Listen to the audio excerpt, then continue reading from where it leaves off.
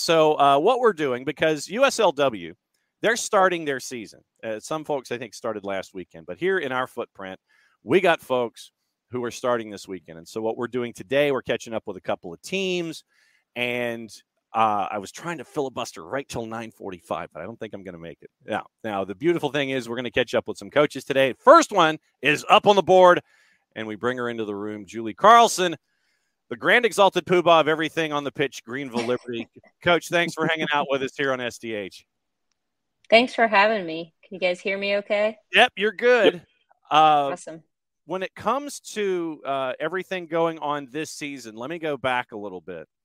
What was the biggest lesson that you and the staff there in Greenville learned about last year that you've carried forward to this year, do you think?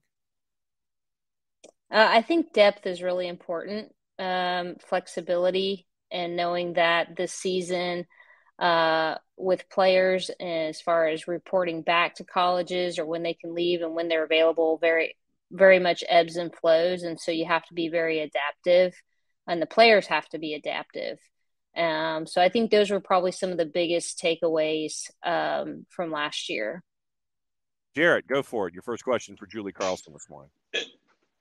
As far as growth you've seen and lessons, not just from you, I mean, how much collaboration has there been between other coaches in the league to see, what worked for us, what didn't work for us, what can we all do together to make sure this thing keeps moving forward?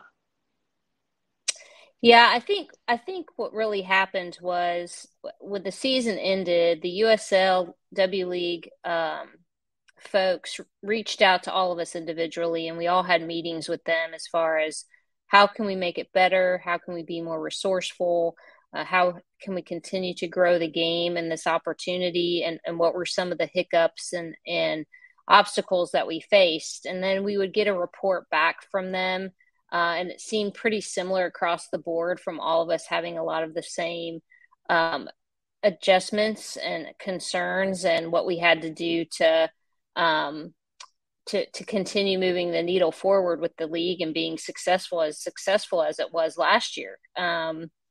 Because they definitely set the standard high on how successful the league was last summer. And you can see now with the growth, we've gone from 44 teams to 65 teams, and we've extended out west with 2 new divisions. And so it's funny because it's a great question, because when you start listening to all the interviews with a lot of the coaches within the league, I feel like we're all kind of saying the same things. You got to get creative with recruiting. You have to have good relationships with colleges as far as them having juniors and seniors that are leaving out that may not get into the NWSL draft, but still want to play professionally and still want to play at a high level. And so I think that's really the foundation, and as well as being a new platform for our youth elite players to be challenged. What's it like recruiting for this league because of the sprint that it is? I mean, I know that with the league growing as much as it is, you mentioned that 21, now you're having me do math. It's almost like a 50% growth of franchises from 44 to 65. You have this growth of this league, and now you've got all of these other folks that are chasing after the same players that you might want for either another year or to bring into the fold there in Greenville. What's the recruiting process like now with the popularity of the league growing by leaps and bounds now? Yeah, I think that the attraction for a lot of us probably, Robbins at Tormented can attest to this. I mean, a lot of us that were real successful last year, it kind of recruited itself in that regard. And then some of the new franchises probably had to go out and recruit. A lot of it's going to be demographically based on where players want to stay or live for the summer. And then you're going to have players who reach out to different programs and try to market themselves. That's probably the biggest recruiting tool, is players marketing themselves, or clubs having relationships with their local colleges in the area to keep their players around for the summer who might have to do school or internships or work. And so it's kind of a pocket of different directions and different pathways that you kind of go through the recruiting process. And so you start seeing the landscape of the rosters, and you're going to see a lot of the rosters are going to be filled predominantly with local players or local players from those colleges in that area. And then they're going to dabble a little bit deeper and go a little bit further out. And we actually got one of our people on our Twitch pitch, who's actually out of Australia, had a question about collaboration between y'all and the A League, and I guess not just the A League, but any other leagues around the world as the sport continues to grow at multiple levels. Yeah, I think we will have a platform for players that, the A League, if they watch and stream our games on 11 Sports, they can use that as a recruiting tool because of the way the seasonal calendars fall between our season and the Australian League. And so it puts our players on a new platform. So we have players now that are already graduated college that want to continue to play somewhere. And so once they kind of get a list of those players and even reach out to the clubs or reach out to myself and say what players will be available that you think can play and compete here, it becomes now a new recruiting tool for them to bring players from the States or even international players that are playing in the States out to Australia to feed their league. And so I think that's going to be the next big connection. We obviously, with the USL, we have the Super League trying to launch in 2024. So the goal of that is obviously to keep players here in the States, create a different pro platform. But I don't think that's going to take away from a player who says, oh, I get to go live in Australia for 6 or 7 months and play in the league. And I know, players that have played in the NWSL have taken advantage of that in their off season. So, I definitely think this is going to be a new platform for players to venture in that direction. What is the wildest or most obscure contact that you have gotten about a player interested there to be a part of Greenville Liberty? I mean, have you gotten somebody who's like WhatsApped you from like Neptune or something? I mean, what's the wildest? Probably the wildest one is that I get wild contacts that are actually men, and they fill out our inquiry, and I follow up on it and find out they're a male athlete, and then I send it over to the men's program. So that's probably the wildest one. International players that didn't do their homework and find out they were actually a women's team. So you're helping Harksey out is basically what's going on here. Absolutely. Yeah. Hey, he helped me out. His daughter decided to come play for us this summer. So I'm super stoked about that. She's an awesome young lady. And so that obviously, that relationship is important. Jarrett, what's next on your mind for Julie Carlson? How big is it going in as the years start to build up here in terms of developing the culture you want to develop? Where I know it's just 1 year is you want to lay that foundation, but then you can build out a culture that just transcends players' time there and something that is appealing to not just players, but to fans as well and to people in the community to be a part of. Sure. I think the game we play in the Summer League has to be entertaining. Has to be very passionate, has to have a lot of energy. It's very short-lived. We play 12 games if we're not in the playoffs. And so, with that, you only have 6 games at home. And, you have to make the most out of those 6 games at home for the community in your area. And so it's important to bring a lot of local flavor, I think, into the program, a lot of new faces that bring a lot of personality and a high technical platform that can be entertaining players to watch.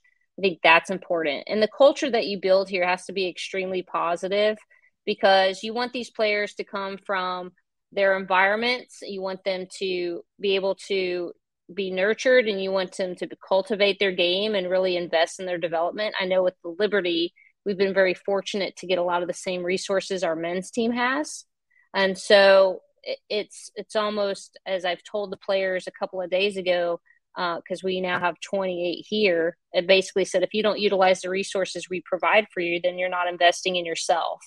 And so our job, I feel like our overall is to let players who have exhausted their eligibility have a great platform to continue to play at a high level. Those college athletes be able to come into an environment and continue to invest in themselves and develop to be prepared for their college programs, and then get the youth players more educated on how to utilize resources and prepare them as they go into college. So there's a kind of a 3-tier player process is kind of the way I look at it. And so, but that unites a community. And I think a lot of families here in the area don't get to see their kids play that much.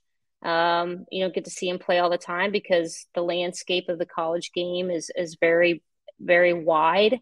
And so I think it's also an opportunity for very young players to aspire to be these types of players, and also to allow families and community to see home talent back in their hometown. I was going to ask, for those that don't know what soccer means to that footprint there in the upstate, how would you break down what it means and how much of a part of the fabric it is, and what's it been like to see it grow under both the Liberty and the Triumph umbrella?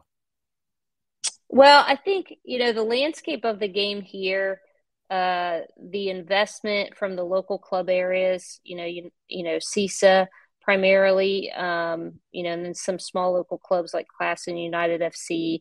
I think we've become this platform of like giving young players an opportunity to see pro level players, or pre-professional players on the women's side who will be going pro at some point. More of a close up touch and feel. It's like I use the analogy of like, it's like buying a pair of shoes. You want to go out, you want to touch and feel them, you got to try them on.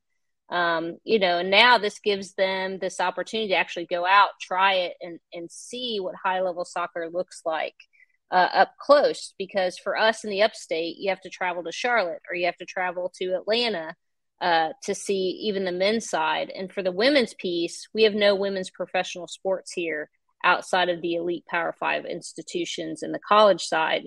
And so we want to try to make that landscape for our upstate fans as close as possible.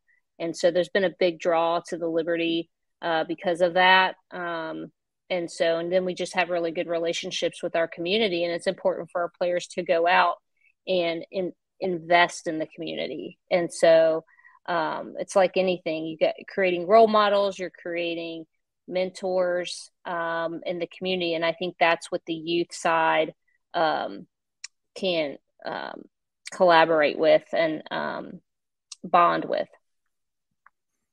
As far as building out with the players and I guess speaking beyond the players' careers, I mean, how has it been in terms of also the coaching side of things or the scouting side of things, where people in the community have come out and had interest in getting into coaching, getting into scouting with you, and being able to ask questions and find their ways into that side of the game?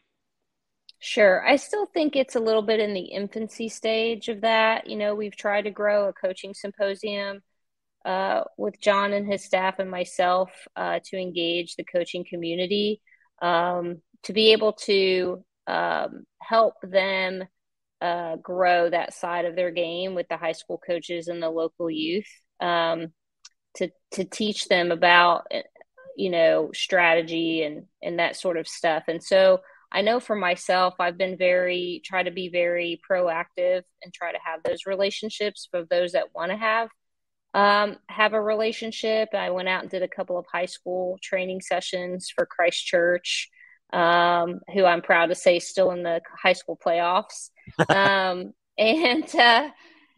She needed some help with finishing and so, I gave her some activities and exercises and talked to her team. And so sometimes I think if they invest in that, it's nice to hear from another voice or another perspective. And so we help them try to get a new perspective or maybe try a different approach on things. And, it's really about having good relationships. I think everything's about networking, and people have to trust you. You're not poaching their players. You're not going to try to go and dabble with the political side of it. It's like you're here just to grow soccer and help coaches grow themselves without spending thousands of dollars to have to go somewhere to learn it, because it's right here, and really teaching them about resources that they can utilize to find things to grow themselves as coaches that are right now they're at your fingertips, which is the internet. So there's a lot of information out there and how to use it to their advantage. Last question for you, and thanks for hanging out with us. One of the other questions from another one of our Twitch Pitch family is, how have you seen the game change since you started playing? Wow, make me feel old. but I am. Since last Tuesday when you started playing. I'm looking at 30 years of soccer, watching it grow and change.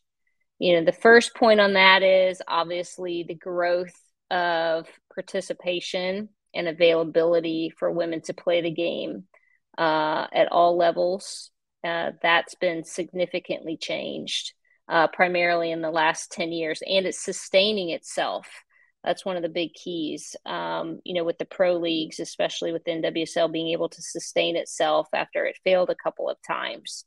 I think the culture of our society has embraced more women's sports, and I think women talent-wise, we had very, very talented women back in the day, but they weren't on a platform where you could see it all the time. And so, now I think the athletes are getting better. I think they're getting smarter. I think they're much more technical than they were. We just had a smaller percentage of that. And now you're seeing the growth at such demand and it happens so not fast, but it really has taken off in the last decade for opportunity. And so, we just have to be, back in the day, it was like the pool wasn't diluted. And now the pool is so large that there's so much talent out there that you really have to figure out a really good player versus a great player and what that looks like now. And that's really where the growth, I think, has taken off. You look at players like Chloe Ricketts, who was with Ann Arbor last year. She's 15 and she signed a pro contract and she got her first start the other day with the Washington Spirit. We never heard of that kind of stuff 30, 20 years ago. And so now there's those kinds of opportunities where women's players are now bypassing college and playing professionally, like you see in men's football, baseball, and basketball. And so that's the landscape, and that's what's changed significantly throughout the years, is opportunity. All right, so tomorrow night, Paladin Stadium on the campus of Furman University. It's Greenville Liberty and FC Carolinas, 7 o'clock. Coach Julie Carlson, the head coach and technical director for the Greenville Liberty in the W League. Coach, thanks for hanging out with us for a bit of a season preview. We'll be following along, and don't be a stranger. We'll catch up with you soon. Thank you. Thanks for having me on the show. Appreciate it. Have a good day.